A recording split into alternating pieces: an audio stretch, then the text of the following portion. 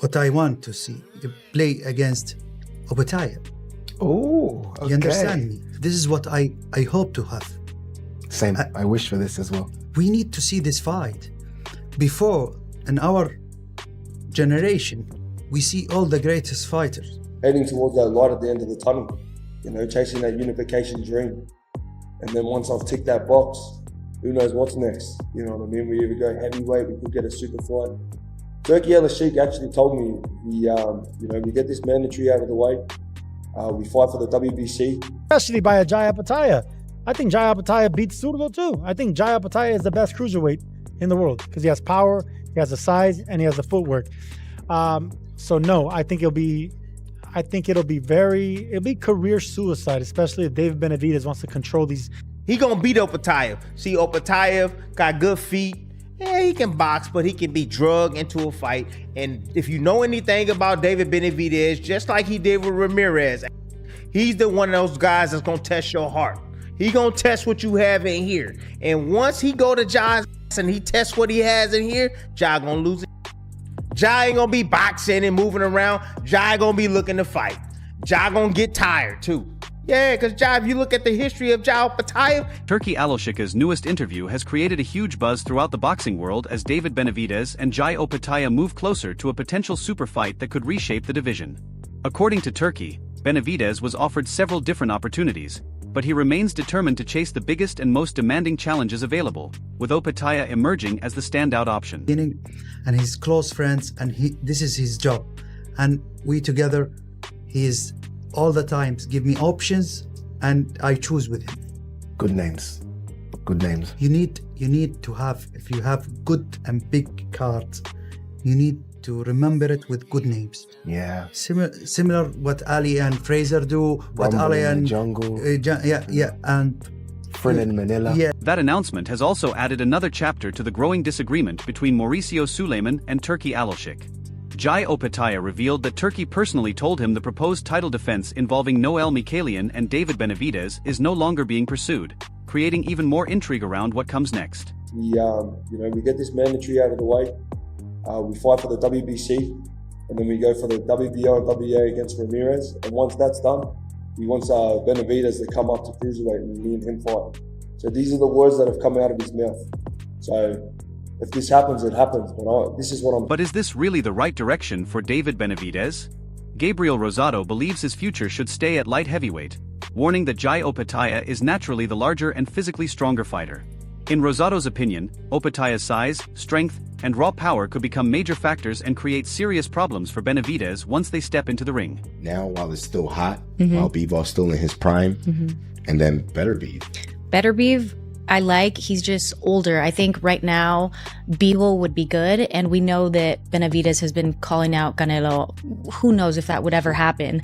But if he were to make a statement and beat Bivol, I don't think anybody would kind of be like, hey, we still need that Canelo fight, because it's like, While plenty of fans are looking ahead to blockbuster matchups, Gabriel Rosado believes a fight with Dimitri Bivol makes the most sense. He argues that a dominant win over Bivol would answer any lingering questions and firmly secure David Benavidez's place among boxing's elite competitors. Bivol, now while it's still hot, while Bivol's still in his prime, and then Beterbiev. Beterbiev, I like. He's just older. I think right now, Bivol would be good, and we know that Benavidez has been calling out Canelo. Who knows if that would ever happen? But if he were to make a statement and beat Bivol, I don't think anybody would kind of be like, hey, we still need that Canelo fight. At the same time, Sofia Gutierrez feels Benavidez should continue targeting the biggest names available, including Jai Opetaia, Dimitri Bivol, and Artur Beterbiev. As speculation about his next move continues to build, the boxing world remains locked on the Mexican monster.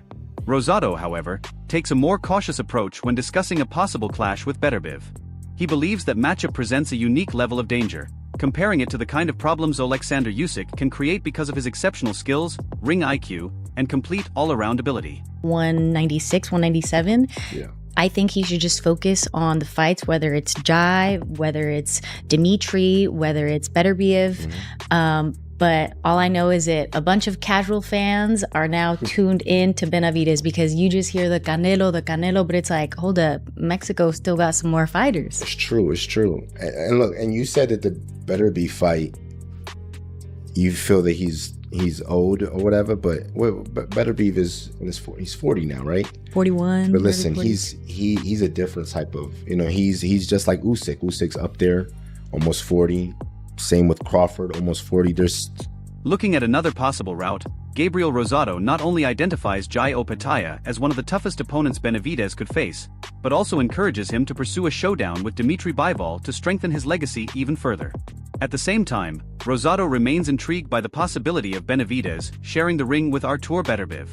He views it as a non-stop collision between two relentless pressure fighters and believes Beterbiev's devastating punching power makes the matchup especially dangerous, where a single perfectly placed shot could change the entire fight. Power, now he might have something to keep Benavidez honest, and I think that'll work for him. So that's the matchup I'd rather see is Beterbiev and Benavidez. I think that fight right there is like a crazy war.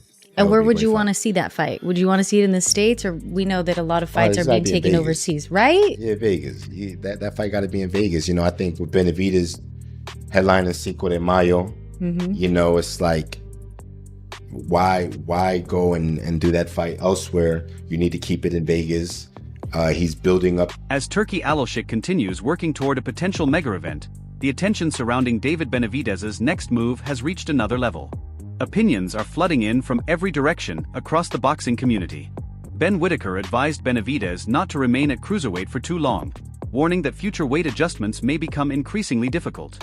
Whitaker also admitted that the fight he wants to see above all others is Benavidez against Dimitri Bivol, expressing frustration over the delays and obstacles that often surround elite-level matchups. In his opinion, boxing politics are playing a major role and only increasing curiosity about what Benavidez is truly capable of accomplishing. They're talking about he might be fine for the WBC at the cruiserweight, so if he's sitting around that weight for a while, it will be hard to come down, but it's a fight that a lot of people want to see. They've sparred, they've got history, and the fighters that are not scared to fight, so it's all just politics or weight, this and that, but if it does... Joining the debate, Sergio Mora also believes David Benavidez should return to the light heavyweight division and pursue a showdown with Dimitri Bivol to further enhance his legacy. However, when the conversation turns to Jai Opetaia, Mora becomes even more direct. He considers Opetaia the best cruiserweight on the planet because of his athleticism, technical skill, and complete fighting ability. Mora believes that if Benavidez chooses to challenge Opetaia at cruiserweight, the edge would clearly favor the Australian champion. In his view, that task would simply be too difficult for Benavidez at that weight. It's not gonna do it. One thing that Benavidez said is that after this fight, he plans to go down in weight and face Dimitri Bivol, who's coming back against Michael Eifert, defending his titles. Look, on paper, great fight. But when I hear that, my mind immediately goes to the great Roy Jones Jr., who jumped up in weight. Taking his stance even further, Sergio Mora feels that facing Jai Opetaia right now could become an unnecessary risk for David Benavidez, warning that the matchup has the potential to create an avoidable setback in his career. Chris Mannix, however, views the situation differently, arguing that Benavidez has genuine opportunities to win the fight, creating a clear split between the two analysts. Refusing to change his position, Mora insists that Opetaia is not only a major threat to Benavidez but to every fighter in the cruiserweight division. In his opinion, Opetaia's elite timing, polished technique, and complete boxing skill set make him one of the sport's most dangerous opponents. Anyway, because he was a little bit older at that time, but there's something that you lose when you go up this much in weight and then come back down in weight. If you were advising David Benavidez and Benavidez beat Zurdo Ramirez, would you say stay at cruiserweight, try to unify the division, fight Jai Opetaia, or would you say go back to light heavyweight and face Dimitri Bivol? Go back to light heavyweight, because you're not going to be a cruiserweight. You're not going to be a cruiserweight in size and power. You did something great by going up and capturing a world title if he does win against Zurdo, but you're not a cruiserweight, and you're bound to get beat, especially by a Jai Opetaia. I think Jai Opetaia beats Zurdo too. I think Jai Opetaia is the best cruiserweight in the world because he has power, he has the size, and he has the footwork. So no, I think it'll be career suicide, especially if David Benavidez wants to control these May and September dates. He needs to go back down after a potential win against a Mexican and control these Mexican dates and be the next star for the years to come. I don't think it's the career suicide that you think. If Benavidez looks great against Zurdo, I'd give him a good shot. to beat At cruiserweight, Jai Opetaia. Yeah, I give him a good shot to beat him. that's probably, this goes that's back to probably the- one of hold the on. most dumbest, most ignorant things So you've you ever think said. that you think that Jai would have cleaned Zerto? Explaining why he feels so strongly, Sergio Mora says that his years around professional boxing have convinced him that Jai Opetaia presents a serious challenge for David Benavidez at this point in his career. Based on everything he has seen at the highest level, Mora believes the danger involved is simply too great. Chris Mannix disagrees with that conclusion, arguing that Opetaia still needs to prove himself against additional elite-level opposition before his status can be fully confirmed. In Mannix's opinion, Mora's evaluation may be arriving a little too early and does not fully reflect the current state of the cruiserweight division. He puts him in the hospital. Forget knocking him out. Who's the high-level guy he's done that to? Well, cruiserweight's not a high name. Sure there are. There's plenty of... Like, look, aside from Sudo and Jai, name me another cruiserweight that's relevant. what I would have liked to have seen a couple of years ago, him against Badu Jack. At that It's point, not a couple Badu years Jack ago, lost and to Badu Jack is Miguel. a smaller fighter, super middleweight going up. So it's not a... Benavidez is It's not a 6'3". division. He's a big guy, right? And like he's always been a big guy. I don't think he's as overmatched as you do against Jai Opetaia. Not that I disrespect Jai, just I have not seen it yet Benavidez- against high-level guys. He didn't get Brandon Glanton out of there. Like I'm just saying, like I need to see more of. Offering another perspective, Tim Bradley believes Jai Opetaia could find himself pulled into a grueling and physically exhausting contest if he eventually faces David Benavidez. While Bradley respects Opetaia's technical ability and early round effectiveness, he questions whether those advantages could withstand relentless pressure over the full distance. He points to Benavidez's proven ability to wear opponents down, break their resistance, and force uncomfortable exchanges once the action becomes intense. According to Bradley, if fatigue begins to set in during the later rounds, the momentum could quickly swing in Benavidez's direction. Got good feet. Yeah, he can box, but he can be drugged into a fight. And if you know anything about David Benavidez, just like he did with Ramirez, he's the one of those guys that's gonna test your heart. He gonna test what you have in here. And once he go to Jai's and he tests what he has in here, Jai ain't gonna be boxing and moving around. Jai gonna be looking to fight. Jai gonna get tired too. Yeah, because Jai, if you look at the history of Jai Opetaia, he get tired. Yes, he gets tired. Period.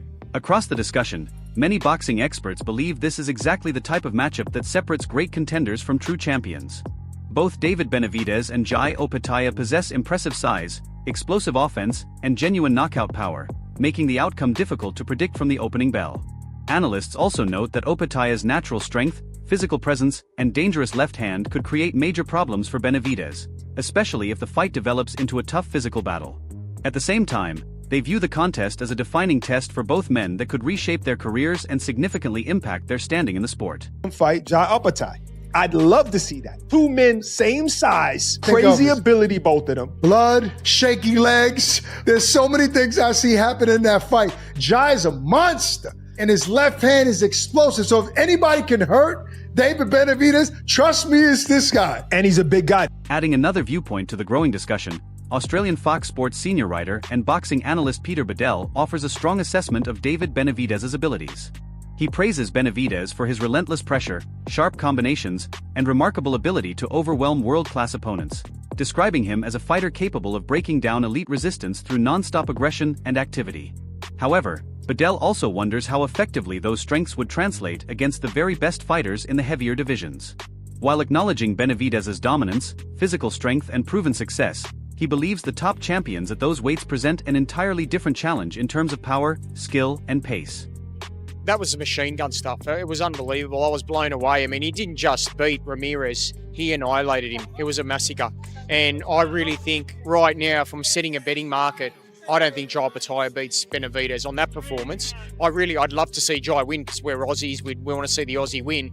And Jai is a magnificent cruiserweight. But gee, what I saw of Benavidez, the step up in weight. Adding another angle to the conversation, Chris Mannix believes Jai Opetaia still has more to accomplish before a showdown with David Benavidez becomes the ideal move.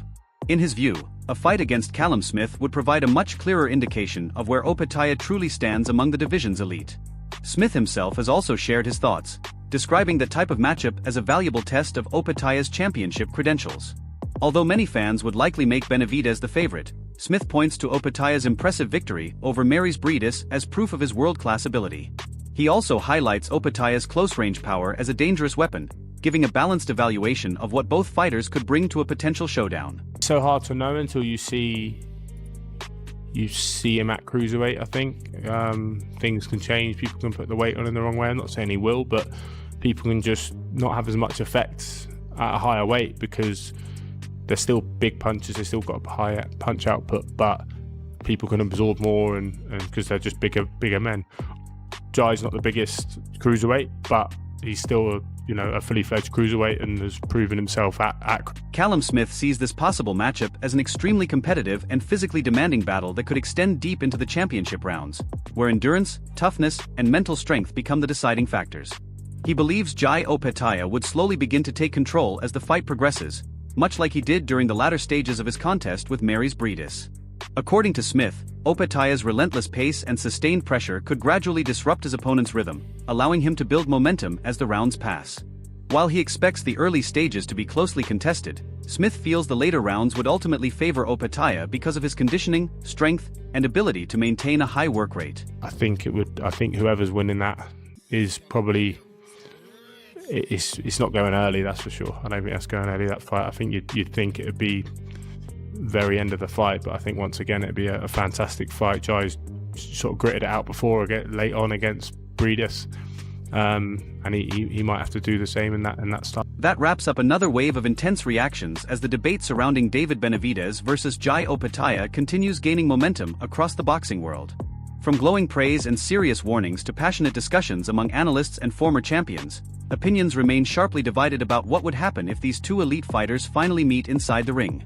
One thing is absolutely certain: the potential matchup has captured the attention of boxing fans everywhere and continues to generate enormous excitement.